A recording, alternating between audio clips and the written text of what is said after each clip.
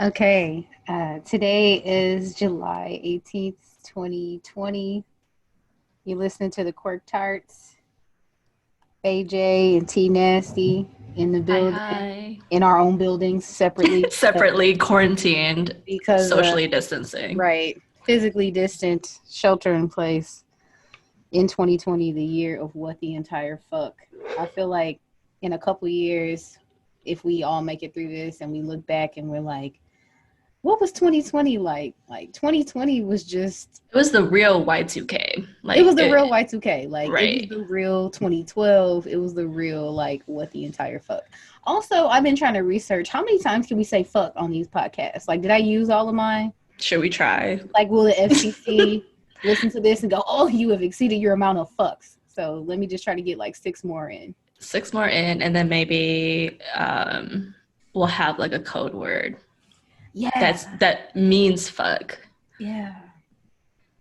I don't know. I'm going to think about my Quirks. What the quirk?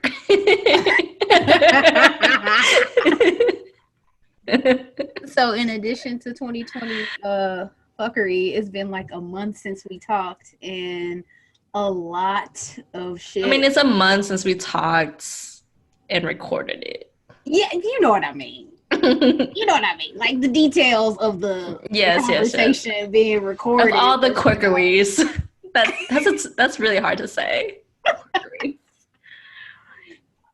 I think I just want to say fuck, but if the FCC eventually, Then we'll learn and we'll know for like, next time. next time, I still got plenty more shit to say. I think I can say shit as many times as I want to. So Okay. I think we're good. We have an arsenal of cuss words that we could use. Right. Yes. Yes. So there's Should we been a lot of TV shows. You know, TV is our shit. So what you been watching? I finished. You actually put me on this because you mentioned it in one of our last episodes about Padma Lakshmi's Taste the Nation Mhm. docuseries on Hulu, where the premise is basically she's exploring America's identity through the food of primarily immigrant communities. Mhm. Um, and then they're all like 30-minute episodes. There's about 10 of them, I think, and each episode she kind of touches on another community and the core of what their food is like in America. I thought it was interesting. I thought it was a good it I like that each episode kind of was devoted to a story and went she did touch on like the history and the evolution of certain cuisines in this country, but I still found it problematic. I think it's just my own personal take. I hate it when know-it-alls like basically create these shows centered around food and Mhm. have it be like, and this is the intent. Like they don't intend for it to be maybe, but it Mhm. comes off very much that way where they're like, yes, and this is what the Asian community is like because of these core things about their food and what their, you know, culture and their experience is like in America. I just feel like it's more complex than that. And Mhm. I always see it like shows like this to kind of reduce entire communities and long histories to just the food that we currently eat. Like Mhm.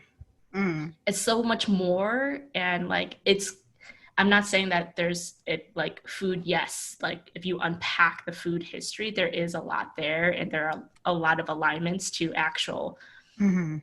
history and human experiences, but it definitely doesn't tell the whole story. And you definitely can't do it in 30 minutes, like. Definitely. Yeah. So I feel like what she had to say was important, but she scratched the surface of a lot of things. Yeah. You watched it too, though. I did. I did watch it too. And I would say What did you like about it? So, what I liked about it is that, well, the main thing that I liked about it is that she did one full episode about my folks, Geechee Gullah. So I'm Geechee on my mother's side, and it's a part of my cultural heritage that's really important to me. Though, like, I was born and raised in the Midwest and have, systematically, like, lost contact with family, like, in the deep South. I still, like I said, that's important to me culturally. So I thought it was cool that she actually did a special on Gullah Geechee people. Um, and I think considering that there's not a lot of exposure or fair journalism about Geechee Gullah people, that I thought that it was a nice opportunity for, you know, mass audiences, people who are interested in food cuisine and travel, to get an introduction to the Geechee Gullah people. But, and like you said, I also feel like 30 minutes was not enough. Like 30 minutes was not enough to really explain the contributions that Geechee Gullah people have made to the food industry and to American cuisine, and like to the culture of the American South and American pop culture in general. There's so much culture that has been sourced from Black indigenous cultures, and we don't even have to know the names of those people. Like, how many people never even knew that Geechee Gullah people exist, and that they have, that there are actually ethnic and cultural names for groups of Black folks in the South. Right. Like, a lot of people don't even know that. I was honestly surprised that she had an episode. Devoted to it. Yeah. And I'm glad that she did. One thing that I will say is that though I like the show in general, I do feel like she kind of played it safe. I feel like she played it safe for the check, because Padma Lakshmi on Instagram, she be going in. She talks real good about, like, anti-racism and what it means to be, like, an Asian American ally, and like how she's trying to, disrupt patterns of white supremacy in her own life and in her own family, and like encouraging her colleagues to speak out and to support Black Lives Matter and things like that. And I feel like in her show, that side of her didn't show. And why do you think, do you really think it's for the check? Do you think it was the hand of producers, or like on Hulu's side, or do you think like maybe her intention was like reaching across the aisle?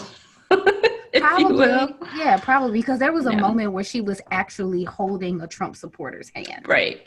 Like, she was literally sitting there, literally holding his hand, knowing like this is problematic, right? Knowing that it's problematic. Also, he was ancient. Like, he was probably gonna roll over at any moment. But he was just so interesting. Like, I'm not gonna spoil what they talked about, but he basically owns a diner, which is like a Tex-Mex and cafe type of restaurant in Texas, in the deep part of Texas.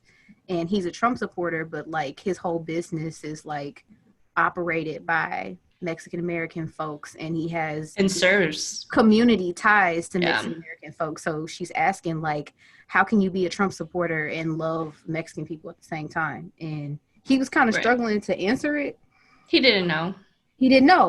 So I do feel like, I think she tried. I think she definitely tried to, like, Anthony Bourdain it, but like, and I hate to compare her to a white man, because it's problematic to compare a woman of color to a white man.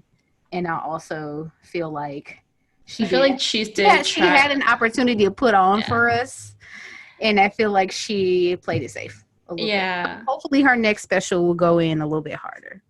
I would like to see her do another one, and that I hope that it has more substance, because she definitely has the potential. I agree. So hopefully it's just a start. Like, I liked it. I tend to like David Chang's specials too. Me And too, I hope because that he's just like in not scared. yeah, I hope that in his next special he goes a little bit harder too. Like, Yeah, because I think he definitely says what he wants to say and that he has potential too. So hopefully both of them will continue to be visible and like leaders in the food, travel, entertainment kind of thing that people are really interested in right now. So I agree. I agree. so you're also watching Islands. I know you've Oh been my watching it. god. I have not started it yet, so give us the tea on Island. So Island is basically the 20 million production that Big Hit has put on. They built this entire, like, they literally built a block in the middle of the forest to serve these teenage boys and their dreams. Like, Wow. and I, I don't want to be like it's a total waste of money, but I just can't help it. Like, why? Like, they have like floating stages. They have like this huge egg, weird. It's like what we've talked before. I don't know if we said it on this podcast, like in terms of like futuristic Asian culture. Mm, This was one version of that. It was like interesting. Hunger Games mixed with like um I don't know, all the other like teen competition, like I'll kill you to be on top kind of survival mindset. Like battle royale. Right, right. Yeah, yeah, Like yeah. I can't stop watching though. Why do you think you cannot turn away from the show? I think it's a lot of just like curiosity because, okay, like I haven't watched too many Korean produced singer competition idol type shows. Like I didn't really watch like Unpretty Rap Star or Hmm. like Produce 101. Only because they're so long and drawn out and it's really hard to find in America like these things subtitled timely. And Mm. this is one of the few things that I feel like, oh, like it's actually rolling timely. It's subtitled pretty quickly. Access, basically access comes down to like why I've been watching it. I'm just really curious on knowing more about Bang PD. Bang PD doesn't show his face often. Like Uh-huh. he's very behind the scenes. He's like this little cute pink elephant that like is behind the huge success of BTS. And so like I want to see more of him. Plus Rain, so for those of you who have no idea what I'm talking about, the Mm. producers, basically a little background. Let me just start with the whole background synopsis of the show. There's like 23 young men that basically the goal of this show is debuting as an idol group. So out of the 23, only 12 of them will make it to be a part of this debut group. Right. And they range from like age like 14 to like 23. Like it's a wide range of like pre-pubescent like boys. And some of them are like not just Korean. There's I think a couple might be like Korean American, some Japanese. I think one Vietnamese guy is on there. But they all look the same. I'm not even trying to be Yeah. like all Asian guys look the same. They're all like tall, skinny, like same haircut. Like they got this very homogenous look Mm-hmm. to them. Um, Mm-hmm. and what they're supposed to do is basically compete for those 12 spots Okay. on the actual island itself, like to live there and breathe and practice in that big block. There's only 12 people that can be there. The rest, they don't leave the show. They're in a separate block called the ground. And basically they like they don't have any like very bare amenities and like they're practicing and their whole goal is to get back on the island and they have Wow. to like people eliminated from the island have to go to the ground and they get replaced from people like from the ground to be on the island and it's like this huge like survival game and like politics because they also get to vote who gets eliminated not like your typical survival voting show where it's like either the audience or guests, like judges, like celebrity judges, these first couple episodes have been them voting each other off or voting each other in. So like it's a matter of like their own self-confidence, like how much they want it, how much grit they have, or like, you know, whether they feel deserving or not yet. And actually, surprisingly, a lot of them feel like they're not deserving yet, despite how like some of them have already been like are already trainees. Like a lot of them were actually big hit trainees that just never debuted with TXT. Like a couple of them I feel like trained with TXT members. And so like it's been interesting from like that dynamic. And the guest judges is Bang PD, Rain, and Zico. And Rain is hilarious. Yeah, I have seen some stuff on Twitter about him, like going. Yeah, yeah, he's really entertaining. He makes the show. Zico is a little stale. Like P Dog makes appearance. I don't know why they picked. I feel like Zico. I don't even feel like. Well, I don't know about Zico's past or not. Like, was he in an idol group before? I don't think. I don't know. I feel like I always associate it with like the independent label rapper segment of like the genre. And I feel like for him, like why he was put on is like he's a really good producer in terms of like bangers and whatnot. So like his take, he feels a little bit more harsher than Rain. So yeah, it's been a weird dynamic for sure, like the judges themselves. But yeah, it's been really interesting to see how politics evolve, and I'm just kind of curious to see like what stories develop, like what character development stories come out of it, and if this 12-member group can actually be successful. I don't know. Why 12? Why 12? It's a lot. It's a lot. I feel like they're trying to do some strange like economy of scale type shit. Yeah. Like, so like they have like it's like a strange like capitalistic formula somehow. Because like once BTS goes to the army, right? I feel like they're trying to be like we have TXT and then this like NCT 127 model kind of like 17 model kind of group.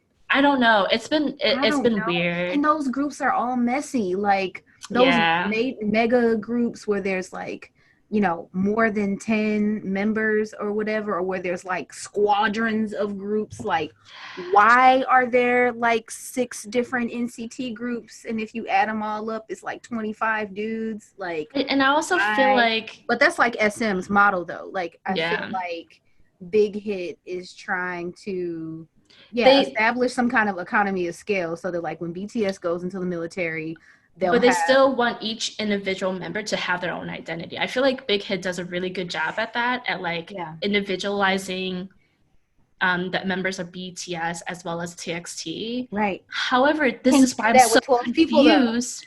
I'm so confused as why they're all so homogenous. Like I can only remember maybe 3 or 4 like members that stand out in my brain. Some of them haven't even gotten screen time.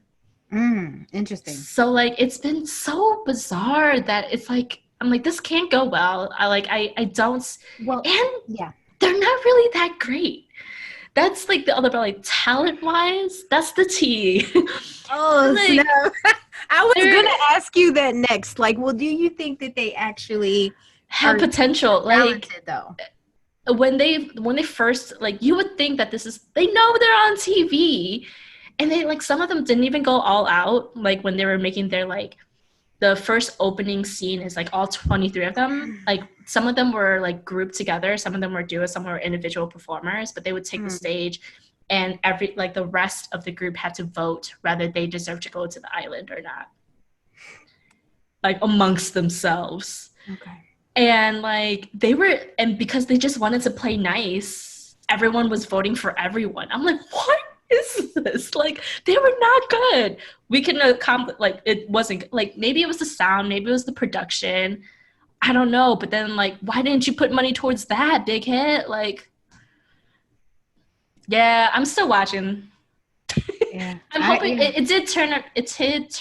Like it started becoming more interesting. Mm-hmm. I think I'm just really curious on what the outcome is going to be. Is really why I'm watching. It's kind of like the bad K dramas that you're kind of like maybe it'll get better. It's like I watch it up to like episode 12 and I'm like, I have watched 12 episodes of this K-drama. And then you're going to be like, I don't remember anyone, or like, why I'm watching this. 22 episodes of this C-drama only for somebody to show up in blackface. And, you know, whoops, I'm sorry.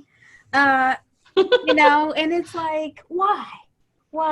Someone warn us, like just warn us, like, hey, by the way, these like people aren't really that good. So like, if you want to keep watching, go ahead. There is a similar show, Chinese show called We Are Young that's out right now too. Oh yeah, okay. And it has Lay on there. You showed me that clip. Yes, and he was on there being mad messy about some EXO shit or whatever, and I'm like, here we go, Lay gonna be messy just a little bit. Like, I don't know why. Like, I just don't know why. Like, I go and watch the episode where it's called We Are Young. It's called We Are Young. Okay. There's an episode where the trainees are doing. It's basically really similar to this show, but I don't think it's as extravagant. I feel like, or I'm not sure if it's as extravagant, but they have to do the choreography to Love Shot, and they have to sing Love Shot at the same time. And he was just like, Love Shot, that was a good song, that was a good choreo. Too bad I wasn't in it. And then he demonstrates to them how they're really supposed to do it, and he was like, oh, how does it go again? Pretending like he didn't know. He's like, we know you know the choreography to Love Shot, boo boo. We know you know it. Just do it. Stop being messy. We know all y'all EXOs is some divas. All EXOs are divas. They are. They really are. Like, can you imagine the arguments and stuff that EXO has had with each other behind the scenes? Like, I can't even imagine. See, that's what I want to see on TV. like put EXO on TV. Do that. Yeah, like, I don't know. Someone make that happen. So he's been a little bit messy on that show, but I only watched it for that episode just because I wanted to see him do Love Shot choreo. No creeper. Yeah, I'm gonna keep watching. The next episode for Island was out yesterday, so it'll probably be all subtitled by tomorrow. So I'll let y'all know. Okay. If it gets any better. All right. What's something else you're watching? I've been watching It's Okay to Be Not Okay.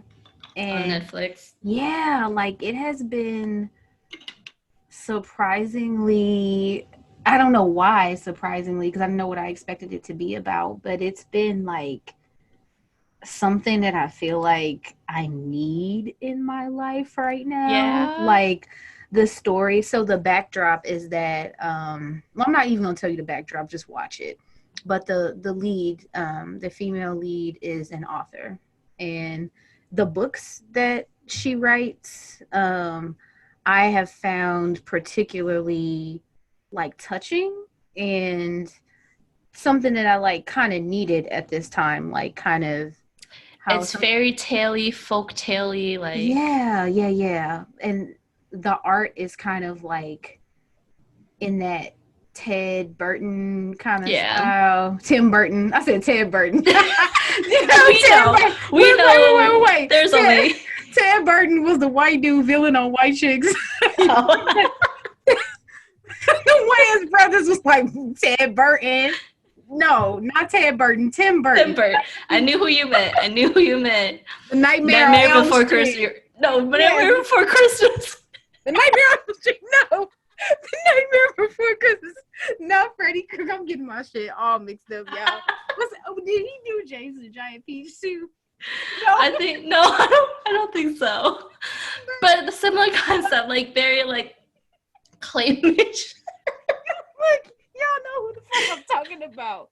Tim Burton. Y'all know. We know. Edward Scissorhands. Right. Yeah. And the lady who played creepy on everything. Like, yeah. she was busting it down for him for a long time. She really was. She really was. Y'all know what I'm talking about. Yeah. Look it up. The artistic style of the books of the author in this K-drama is like kind of in that style. But when you look past some of the like sort of like horror type of imagery and think about the story that she's telling, it's like kind of really needed at this time. Which one sticks out to you in your mind? The zombie kid one really stuck out to me. Yeah. Like just thinking about my relationship with my own parents, particularly my mom, and having a new role in our family and kind of like having to take more leadership in my family and like forgiveness and like letting go of things from my childhood and choosing to have a positive relationship regardless of the past. That story, like Zombie Kid, like really resonated with me about some things. So the backdrop of her being an author and her books kind of being like misunderstood in some ways, that was really like has been really a really interesting storyline. I agree. I am very much caught up on that show because it's something that it's every 3 or 5 dramas I'm into. There's one that I watch with my partner Charles, like really, like he's like, yes, I need to be just as caught up as you are, and this has been one of those for us. It's really hard for us to find one that we actually enjoy together where he's like, I don't want to miss a single episode. And this is one of them. And I asked him today, like, what is it about the show? He's like, she's hilarious.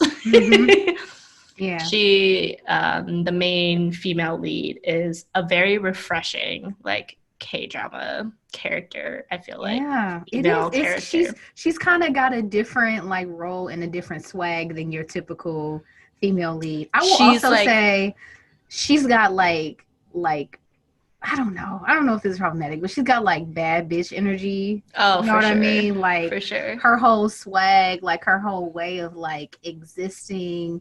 Also, she has like a super like deep, like sultry voice, and she's hot or whatever. It just kind of like it just kind of makes it like it was gonna be good anyway, just because she's the bomb. So she was also in Harang as the king's sister, and she gave off that same like bad bitch energy, but she wasn't like the comedic relief. Like she was like the stoic like character, which is why I really liked her in this one, because like she was still that, but then she was also very much the comedic relief, and she serves a role, like she has a purpose in each scene that she's in, and it's been so like it's been cool. It's been really cool. Yeah, I'm definitely feeling it so far. So hopefully. I also like that they touch on the like mental health stuff. Yeah. Really, the entire title, like it's okay to not be okay. Like at first, it felt very stereotypical, but then like as you get further into the drama, like you start to question who's actually like mentally unstable. Who's the real crazy person here? I sense that's the direction that the show is going, because I'm only like on episode 5, and I know there's like maybe 4 more episodes out that I haven't seen yet, but yeah, I'm feeling that one so far. And then you said that you've been kind of binging the Dive Studio content. I don't know what it is. So like when I'm my day job, like I kind of need like noise, and like I don't know, like music hasn't been really doing it for me, and I've been switching over to like podcasts as I've been working, and some of the content that I've been listening to is from Dive Studio. So they don't really tell you like what like Dive Studio I feel like is a studio in LA where K-pop entertainers from LA use as a platform for when they want to talk about their stuff. So Eric Nam basically has like 2 or 3 coming out of that studio that he does. Like I feel like he's just a podcaster at this point. now. He does one that's like Commit or Quit, that takes like, they talk about different shows that they start watch, like him and his brother start to watch and see if they can want to commit to that show or not. And they also, one that I've been really enjoying is one called Get Real that just started through Dive Studio, and it's with BM from Card, who is hilarious. He's part of the Big Titty Committee, as he would say. And then Pennell from B2OB, and Ashley Choi from Ladies Code. And they're like best friends in the industry, and they basically like take a topic and they run with it. And one of the ones that was really interesting was crushes. And so they were talking about crushes that they've had and like how they behave when they have a crush. It was interesting because they basically like, they're telling on themselves about the crushes and how they have acted as idols. And I think it's a perspective that you don't normally see or hear about, and especially from like K-pop, like Korean Americans in the industry.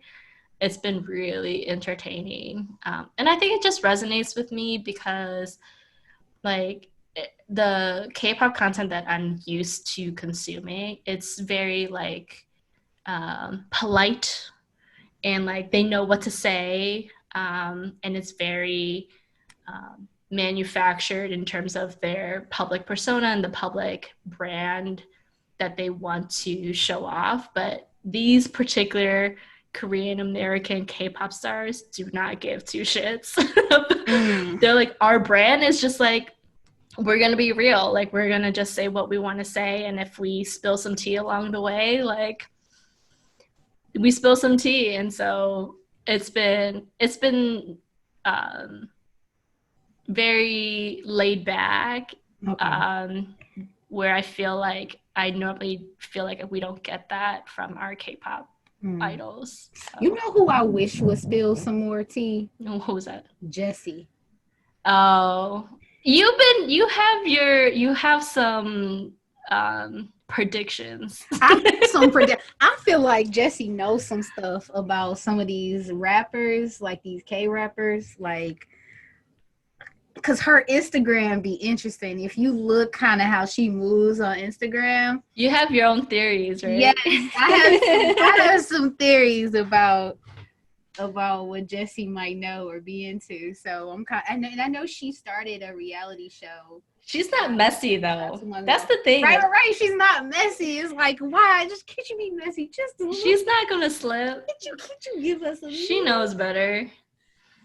No, but I low-key wish she didn't, because I also feel like she has her minions in different posts, like no, you're not gonna let this slip. True. I feel like because the latest news that came was, I'm gonna mess this up because I don't stand the group, but like that one like bullying story with Jimin and AOA. So I feel like one of the members was from like Unpretty Rap Star, and I feel like Jessie was like, I knew she was a bitch. Yes, you should have canceled her a long time ago. Whoops. But yeah, I'm sure Jessie. She was also one of the first ones, I feel like, that was like, no, BTS, like they're truly all friends. Like she's like, I've met some of these like idol groups before, and they like, a lot of them don't like each other. I can genuinely say that BTS, like they actually, like all the members actually like each other. Yeah, I saw that video. She was talking about it. She did like a live on Instagram where she was talking about it, and then she said it somewhere else too. And she wasn't saying it in like a fangirl or like a ass kissing kind of way. No clout. She was like, yeah, I met them. We worked together on that commercial or whatever. Yeah. Like, I can tell you, like, they really work together. Like, they're actually friends. They actually seem like family. They have a strong work ethic, and they're really professional. And I was like, okay. Yeah. And I don't feel like she was saying that just because she didn't want to get dragged by the army. I feel like right. She was just saying, you can definitely tell the difference. Yeah, because you can tell sometimes when people pretend like they like BTS just because they don't want to get dragged. And it's like, Yeah, look at y'all playing K-pop politics. Right. That's cute or whatever. But so speaking of music, let's play a round of bop or flop. I feel like I need to get like a bell or some shit to ring, like ding ding ding. I don't know. Or like Right, like a fart noise, yeah, a fart noise or something. I'll bring my Okay, dog over here. so the girls, Chloe and Hallie. That's how you say your Yes. name, right? Hallie. I think Hallie. so. I think it's don't. So Haley. here's the thing. Okay. I'm old, so like Me I don't too. always know how to say the young people's names because you know the young people, and I do this think is it's an Haley. international thing too. Like I feel like how Yeah, some of yeah, the yeah. It names are doesn't matter. spelled, how some of the names are spelled is not how you actually say it. So it's like I'm probably gonna mess this up either way. Just forgive us in advance. Like, Forgive us yeah. in advance. I listened to their album, y'all. And Ungodly Hour. okay. I loved it. I thought it was really good. Yeah. Um, Good. I will say though, there was like 2 songs on it that I was kind of like, is that on your brand though? Like there was a couple ones that was on there Okay. that was like, I feel like more on the brands of like maybe SZA or Summer Walker. It was going. It didn't feel like them. Like they were It trying to didn't a necessarily little feel like posery, maybe. them. I'm not gonna say that. Like, because I'm not gonna slut shame like any woman, like artist who's like talking about their thoughts about sexual experiences or whatever. Oh, that's what it was And about. Okay. like also at the same time, like I do think that it's kind of interesting that like side chick music is very popular right now. So Yeah. Okay. there's like I'm just gonna say there's a side chick anthem or two on Okay. there, and it's like I don't know how I feel about those two, but other than that, the album itself I would say is a bop. I like Okay.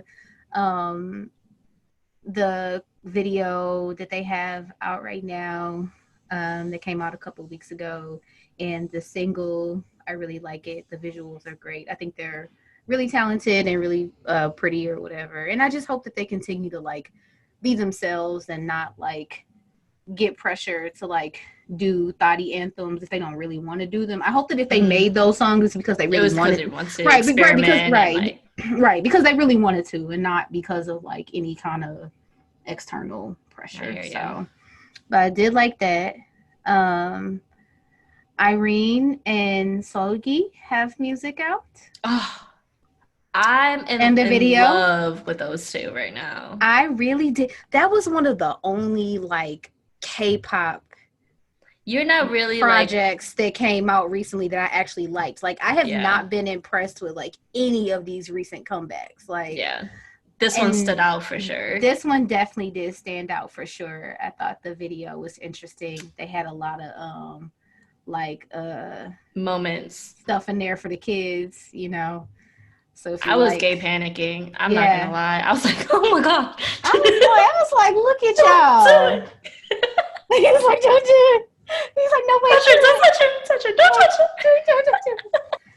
It's So so good, and I actually their mini album it's on constant rotation right now. it's like, so There's I some like like the visuals and the music too, because I feel right, like right. sometimes in some of these comebacks It's I one or the only other, right, it's right? one or Yeah, the other, right, and I feel like they actually nailed it with both. their So mini album's really good too. One of them's got like pure like late '80s, early '90s like vibes, and it like constant rotation right now. They're on cool. constant rotation. So we're gonna call that one a bop, definitely. But Randomly I've been kind of more into like Chungha.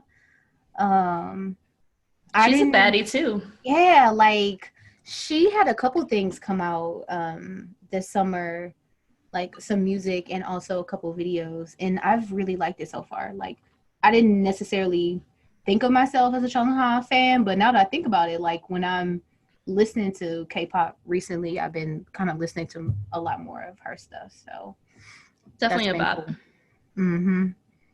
Mm-hmm. Pink Sweats put out his album this time, and I took a listen to it. gonna call it a bop. I will say that like a couple weeks ago, when I listened to some of the like music that he had out with other people, I was like, Yeah. I don't know about this or whatever. But listening to the new album straight through, I actually did like it. So I think I'll give that one a thumbs up. Listening to straight through. So, Hwasa. What's up? Why did you sigh? The reason why I'm sighing is because I promise you, I want to like Hwasa. I want to like her so bad. I feel like she's been through a lot, like fought for a lot. She has a very different like aesthetic and like persona or whatever, and I feel like people misunderstand her a lot and stuff like that. But I also feel like she don't be bringing it sometimes, and like the new stuff is just okay. Like it was okay. Like the Maria video, the visuals, I feel like were interesting and a little bit edgy or whatever. But some of the stages, like some of the performances, I feel like some of the fashion choices were a little bit cringy, like The that whole do-rags, like the Calabasas style. Like the how Yeezy can you palette. how can you appropriate something that's already cultural appropriation? Like it is wild to me. It's Inception. It's I like was cultural like, whoa. appropriation It Inception. was like cultural appropriation of something that's already culturally appropriated was straight Yeah. up wild to me. Also, like I low key felt like some of the dancers was hotter than her, which is like sad because you're supposed to be looking at her and not at the background dancers. Like there was a dude who was like dancing behind her who was like fire. And people was making all like videos and just Like fan cams of the dancer. fan cams of the dancers. I was like, he's fine. Who's that? So Yeah, I was one of those people who was like a little bit distracted by the dance. I like Kwasa, I do. And like the last couple of like solo things she's come out have been good where I always listen to it. This one it doesn't stand out really like it to was just me. okay. Like it wasn't terrible, but it And was her album, like her mini album too, like there was nothing. Don't come at me either because I want them to do well. yes. I don't think it was her best Yeah, like it was. depiction. I won't say it was bad. I'm just gonna say it was okay. Mm-hmm. Like it was Yeah, just okay. It was fine. Like, but there was some questionable fashion choices. But for sure. listening to the music, aside from the visuals and the stages, the music itself is just okay. Like Yeah, it's just just okay. okay. So anyway, uh, okay. So 17. Did we talk about 17 last time? We talked about 17 last time, like because the comeback overall was out, but the left and right video wasn't out yet when we Yeah. recorded the last one. Can we talk about how left and right is essentially the Cupid shuffle and like y'all just don't act like this is What not is anybody catching on to that but us? Like this is the Cupid shuffle. It's literally I don't know. shuffle. I haven't even like entertained the comments or like if anyone's picked up Jesus. on that too. But I'm like, this is literally another version of the shuffle. It's the Cupid shuffle. It's the beat and everything. The melody, like all of it, like it. And like even with them, even like the challenges, like people are doing the left and right challenge, and I'm just like, y'all, stop. Oh man, like 17 is another group that I want to like. Yeah.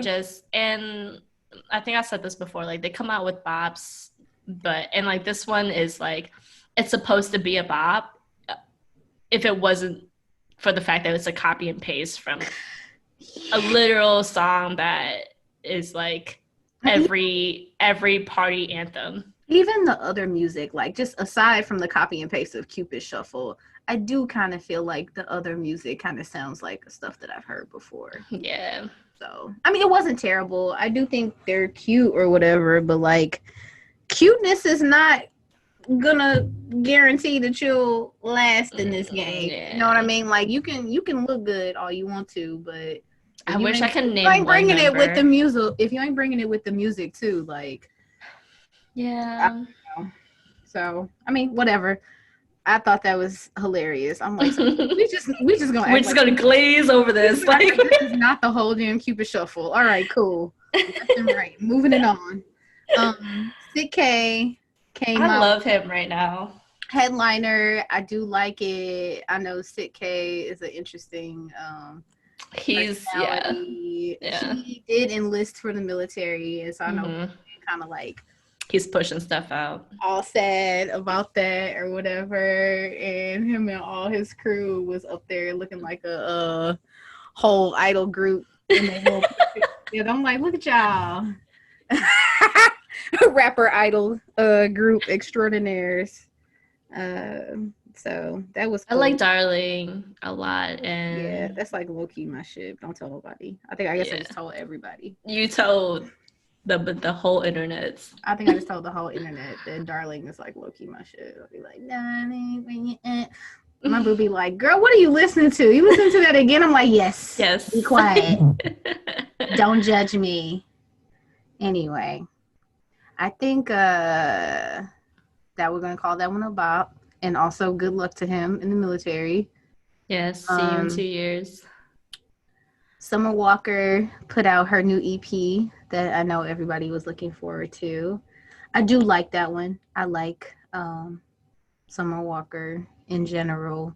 I think that to me that one is more so like listening music than like pop, lock, and drop it music. Like if you listening to it like expecting to like bust it down.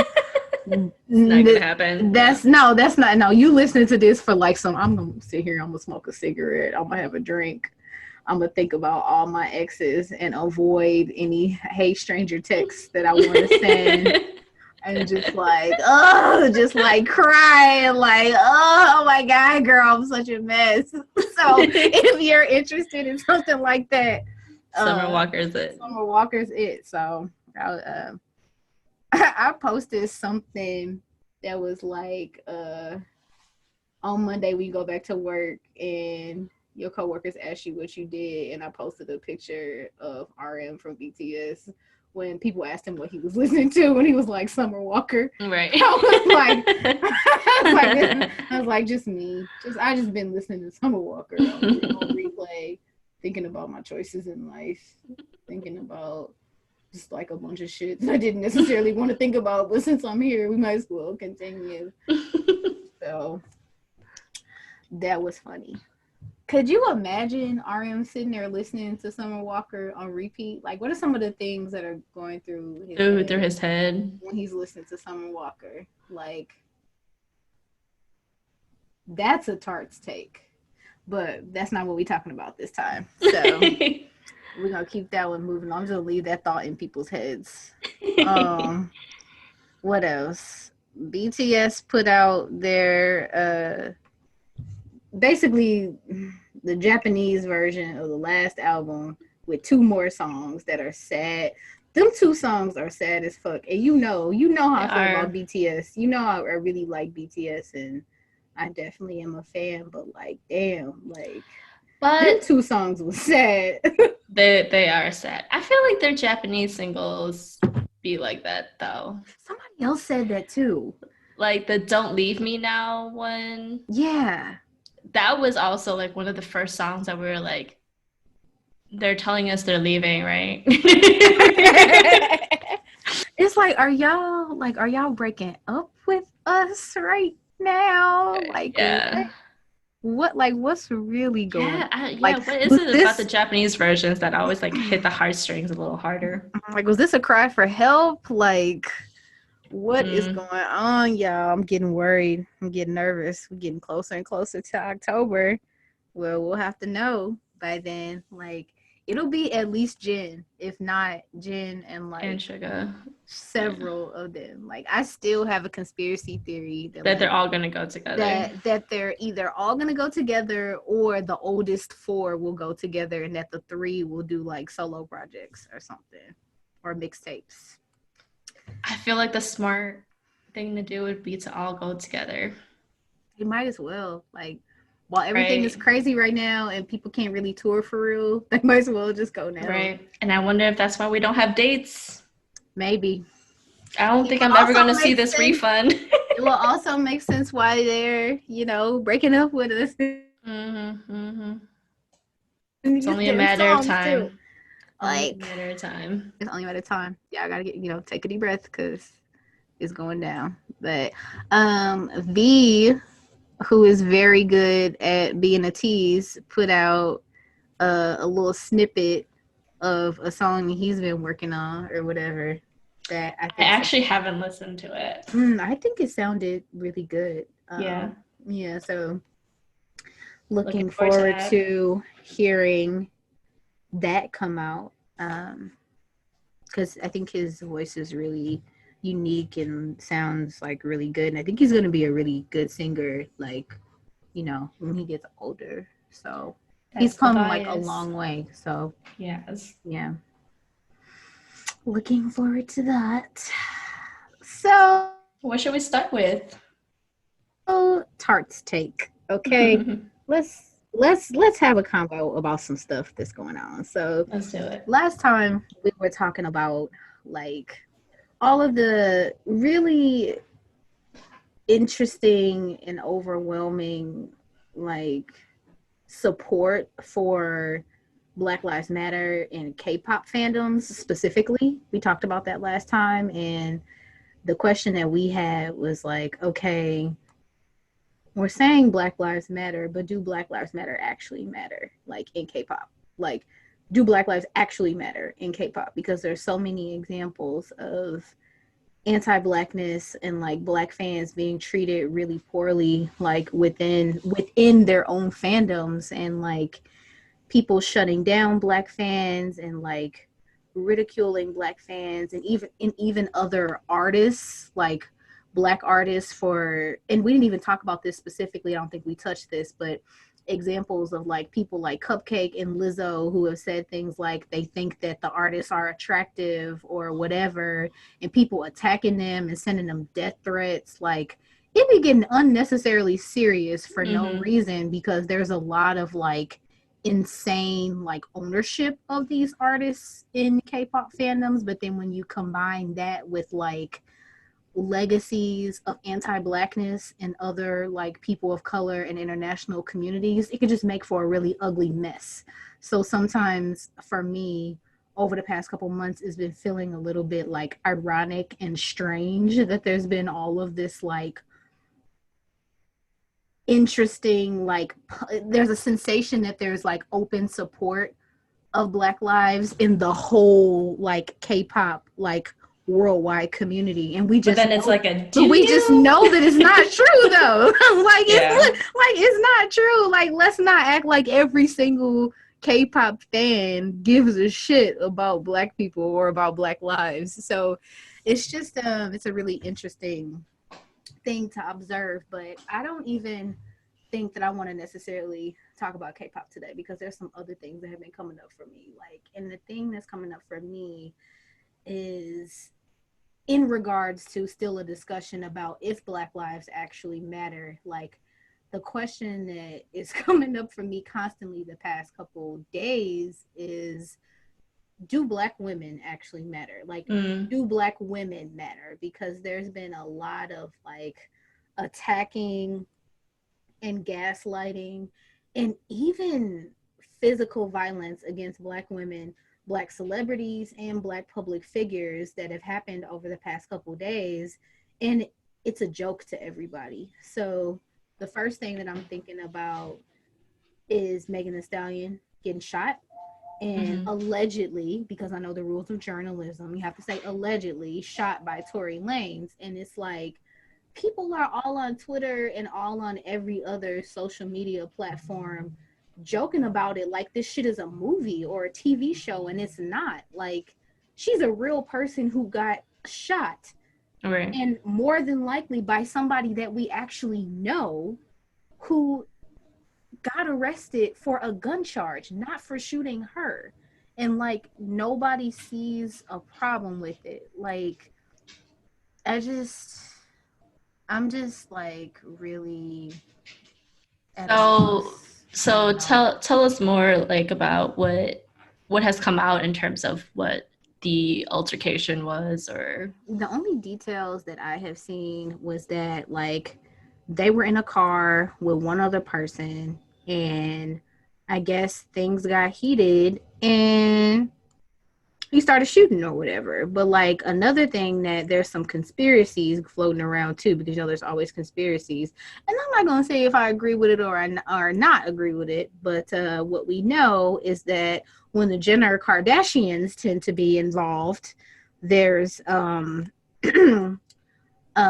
usually black women are set up to get hurt in or damaged in some way. Like, and I how know are that, they involved in the storyline? so I don't even know how they're involved in the storyline. I want to say that Kylie was at the same party too, and I know that Megan is friends with um, Jordan, who I guess Kylie's still beefing with or whatever. Like this is all like high school typical like Jenner Kardashian beefing with a black woman bullshit.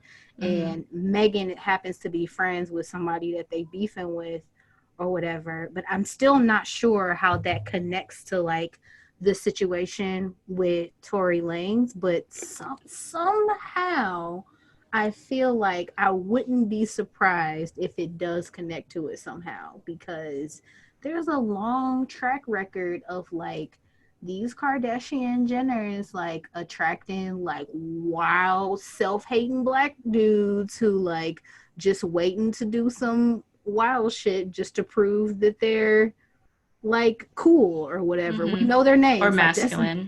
that's Mm-hmm. not an allegedly. Like we know these Yeah. people. They still out here making music and still going on about their sad and interesting lives, and like we continue to support their careers, like even though Mm-hmm. they've done fucked up shit to black women just to impress the Kardashians.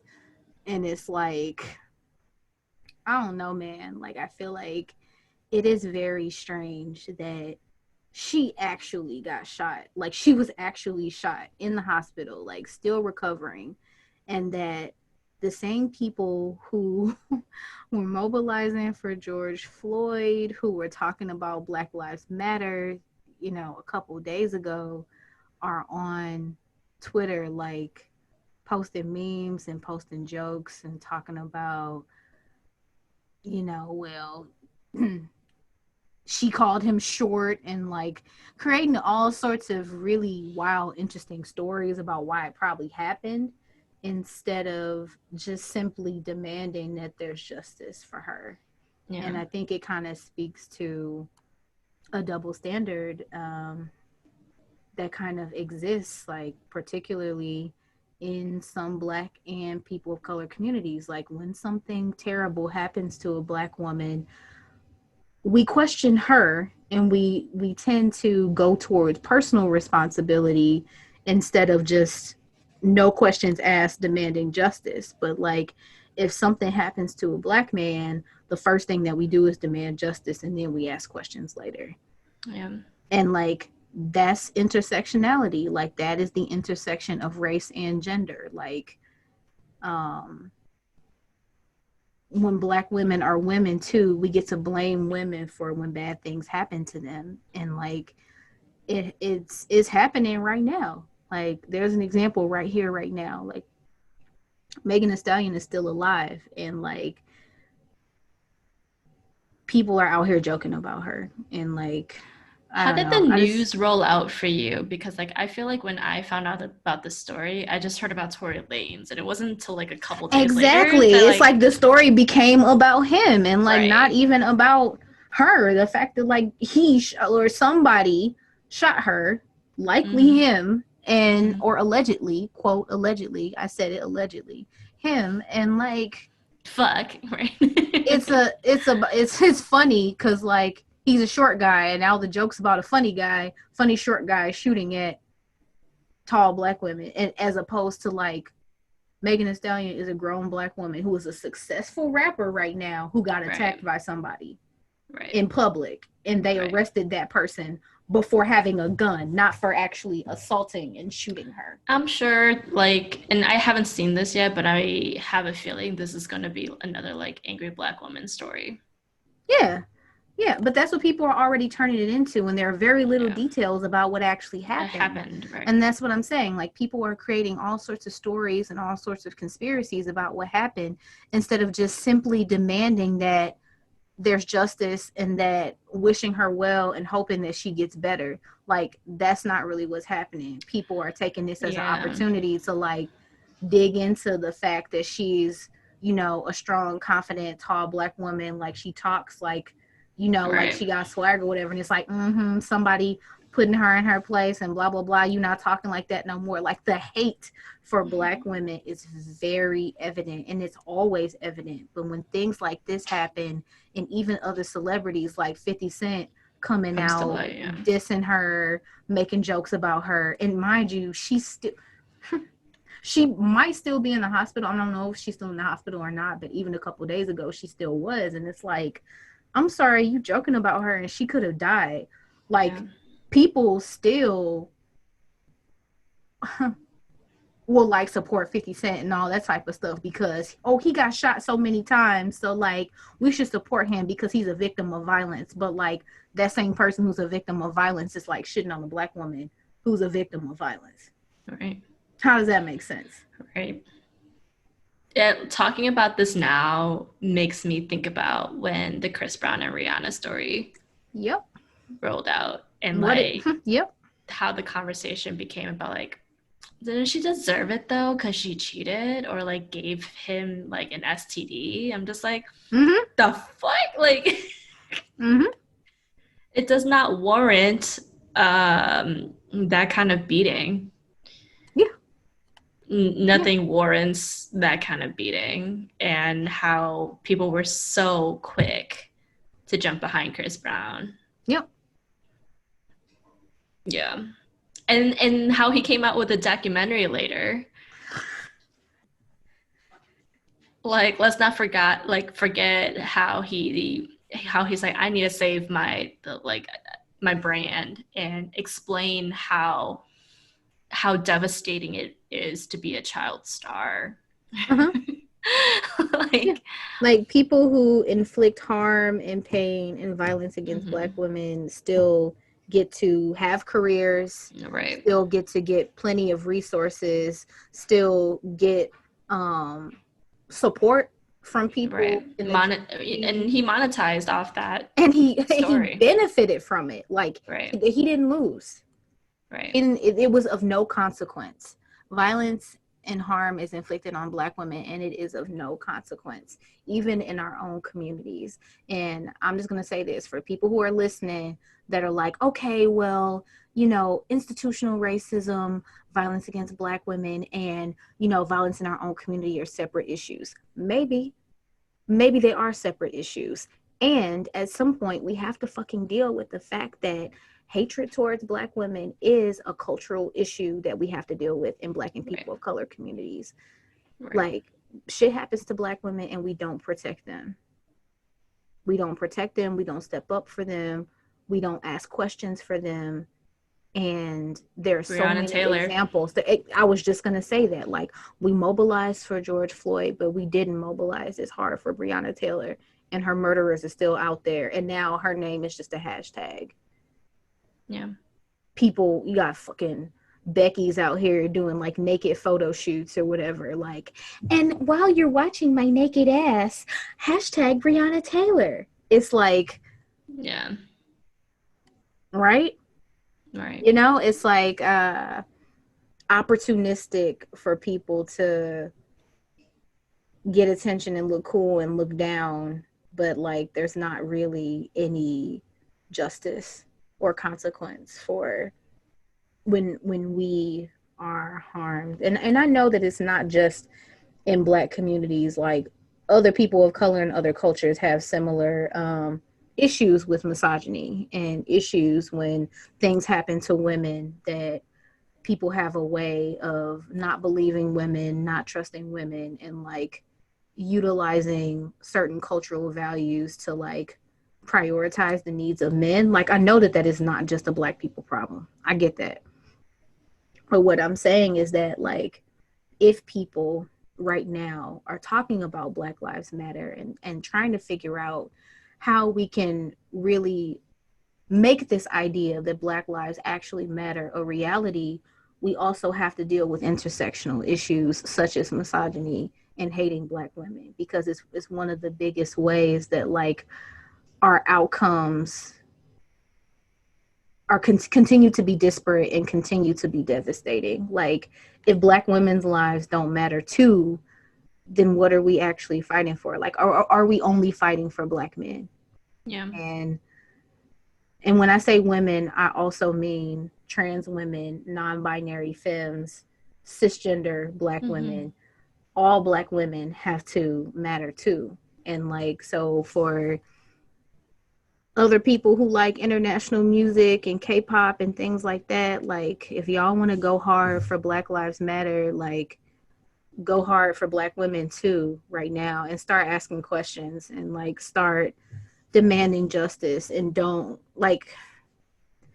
just think of these issues that are happening within Black communities as just Black people issues.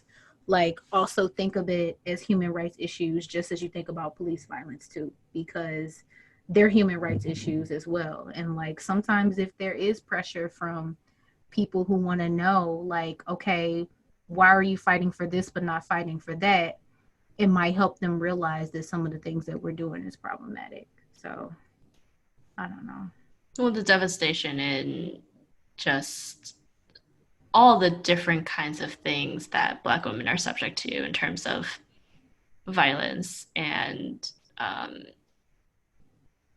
social perception, I feel like it's just disproportionate compared to a lot of other communities. And like it goes back to Black Lives Matter. Like, yes, like there are other issues in other communities, but the issues that the Black community is facing right now is largely disproportionate compared to everything else.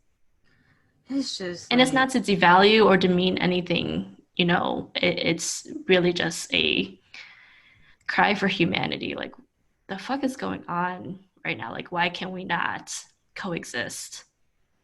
yeah. How do we segue off of this?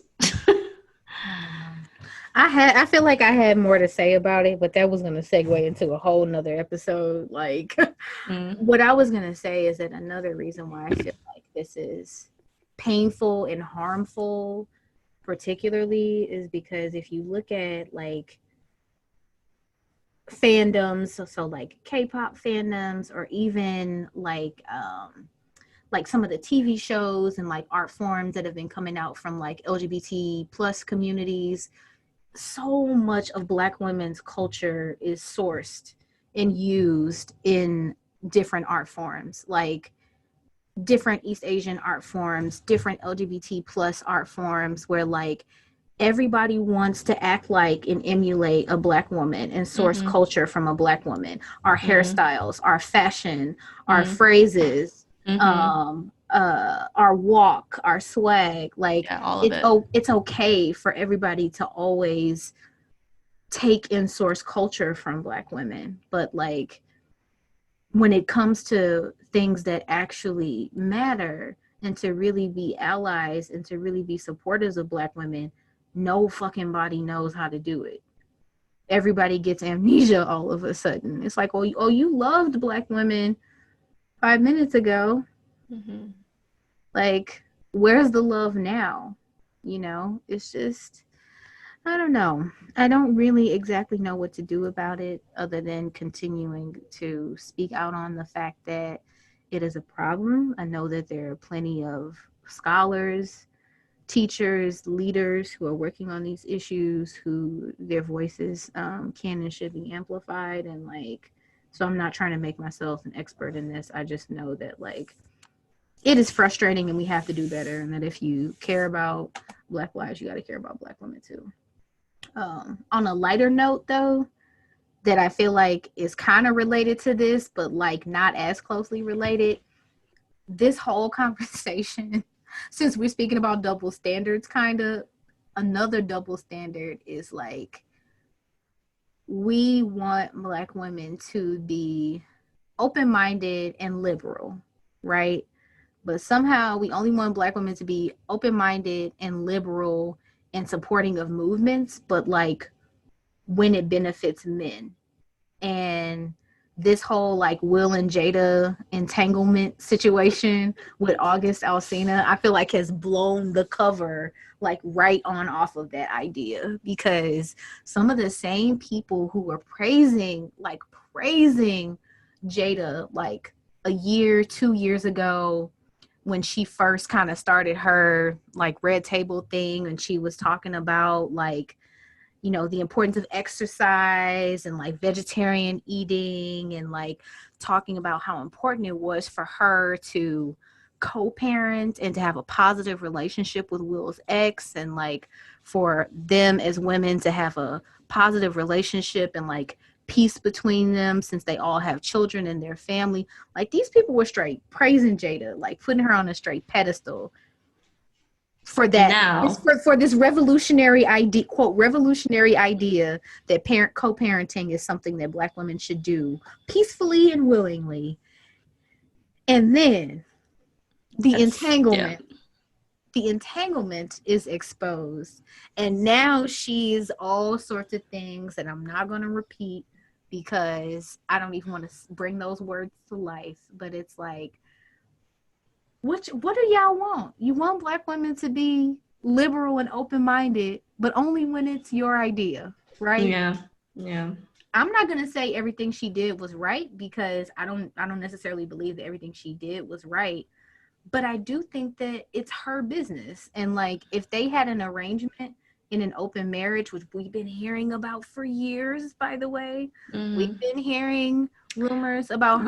We just don't know who Will did it with. Exactly. That's all. We just don't know who he did it with. But here's the thing, even if we did know, it wouldn't matter, because it's okay when men do that. It's not okay when women do that. Right. If they have an arrangement or not, the women are always supposed to take the high road. They're always supposed to be the faithful ones. They're always supposed to hold out in case they decide to get back for together. the family. For the family. The women are always supposed to sacrifice themselves and their needs to make sure other people are taken care of. That is the double standard. She was supposed to wait her whole life and let her coochie get dry until Will decided if he wanted to get back together? Hell no. Right. I already told my partner, like, if you decide that we on a break, don't expect me to be celibate, because I am going in. That red table talk was probably only 15 minutes long, but there was so much in those 15 minutes. There was so much in this. So much in between the lines, right on the lines, right next to the lines. It was everywhere. It was everywhere. I would say that my first like reaction to it was that she was honest as she could be, while being like protective of her family as well as August. I felt like she didn't have to do that. Like, she did, but she didn't, you know? Like, I was really surprised to see Will's demeanor throughout it. Everyone's like memeing it right now, and I'm just like, is this staged? Like, what? Like, why did you not come more composed? Like, why did you not come as if like your eyes weren't puffy and swollen? Like, why does it feel like you're coming in as the victim, although those are not the words that you are saying? Like, it was very confusing. Well, I have a whole conspiracy about that, my friend. What we know is that Will is an award-winning actor. He is a thespian. He can make himself look like he's okay if he's not okay. Okay? Okay? And so I feel like some of the misty-eyed stuff allegedly, maybe, possibly could have been staged. Yeah. Okay? It's suspicious. A lot of it felt planned. Like Yeah, it was definitely planned. Their constant reiteration of that, like how August was going through like mental issues and their family like was very supportive of his mental condition. I was like, the emphasis on that was like, that had me. Hold up. Me. I ain't gonna lie, that had me. Yeah. Like every single minute it felt very much planned. It was definitely planned. But here's the thing, like, this is like that. I don't know if you used to watch Scandal or not, but you remember how like one of the ways Olivia Pope would like do her thing would be basically to like let everything get exposed, but like she would, but not like explicit, right? Like, but she would front load the way that it gets exposed, and so they were taking that PR strategy. They're like, we'll take control of the story now. Exactly, we're gonna control the story now because and Will started saying like, we never told anyone that it didn't happen. Right. Mm-hmm. Exactly. And yeah, like there was some stuff that even though they addressed it, that they did not address. Like they did not address Queen Tisha Campbell, and Dwayne Martin. They didn't address that at all. Because what they not gonna do is blow the cover off of the whole black man DL scene in Hollywood. Yeah. They not gonna touch that. So what they had to do was let Jada take the fall and look like she was the one in the entanglement, when really they all been fucking each other for quite some time. Probably. Y'all think Jada and Will ain't smashed August Alsina together? Of course they did. Allegedly. Of course they did. But then when she wanted to continue on her own, when they was on a break, she somehow got to be wrong because she's getting it in while they on a break. Stop it. Y'all be getting it in when y'all not on a break. But she has to be an exemplar person. Yeah. Couples have all sorts of arrangements that they have to set to make things work for them, you know, and like in any particular time. Yeah, when you marry for a long time, when you in a partnership, a relationship for a long time, like people go through stuff. They go through ups and downs, and there's no magic formula of like how it's supposed to work. There is no perfect marriage. There is no perfect partnership. People have moments where they need to take a break from each other all the time, and like if they cut a deal with each other that there was very specific ways that they can and could not be on a break, and like if she was within those rules and they decided that they wanted to get back together, like that's their decision, and like we don't have to like it, but we also don't get to judge them because we don't get to say that's their marriage, that's their relationship. Even if she broke the rules, like even if she broke the rules, exactly, like that is their relationship. He still wants to be with her now. They're still married to each other now, and like that's their business. But what you're not gonna do is make it seem like he's a victim, because he's not. Right. So. Right. I mean, also though, like, why did August have to say all this now? Because that's what I'm. But August, that's a whole nother conversation. Are there rumors now that like someone else? I don't even remember anymore. There's like rumors now that he was probably smashing someone else too, like that he's just, I don't know. I'm not gonna say it. But I felt like I saw some other stuff. Allegedly. But it's been rumors about August since he debuted. How he get down or whatever. Yeah. I just feel like it was opportunistic for him to come out and talk about their entanglement. When he was promoting music. Okay. Exactly. So that's that. This has been a fun conversation. That's the quirk. That's the quirk. What the quirk? That's the take right there. Anything you're like looking forward to for the next couple of weeks or next couple of days? Anything you're excited to watch or see or do? I really like It's Not Okay to Be Okay. Can't wait for tomorrow. I like that they drop an episode Saturday and Sunday, and I get my fill in for the weekend, and like I wait for it. BTS Run has been entertaining I'm as not caught up. well. I honestly, the last one I like LOL'd, like for real Okay. LOL'd. It was really those boys are just, I don't know, they just do something. They just know exactly how to entertain without trying too hard.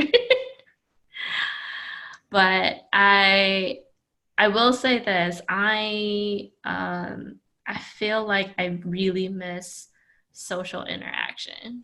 Like the quarantine life is getting to me, and like it's only going to get worse. It's really bad in the States right now, and I it's going to only get progressively worse as we inch towards like the fall and whatnot. And it makes me really sad that it's come down to this, because we could have gotten a better handle on everything. Yeah.